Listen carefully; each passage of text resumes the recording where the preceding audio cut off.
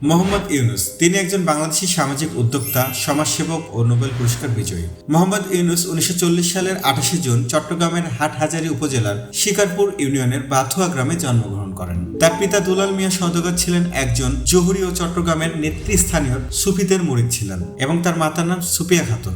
মোহাম্মদ ইউনুসের 14 জন ভাই বোন ছিলেন। শিক্ষা জীবনে ঢাকা বিশ্ববিদ্যালয়ে বিএ এমএ পড়াশোনা কমপ্লিট করেন। এরপরে 1971 সালে ভ্যান্ডারবিল্ট বিশ্ববিদ্যালয় থেকে পিএইচডি করেন। দাম্পত্য জীবনে মোহাম্মদ ইউনুস দুইটি বিয়ে করেছেন।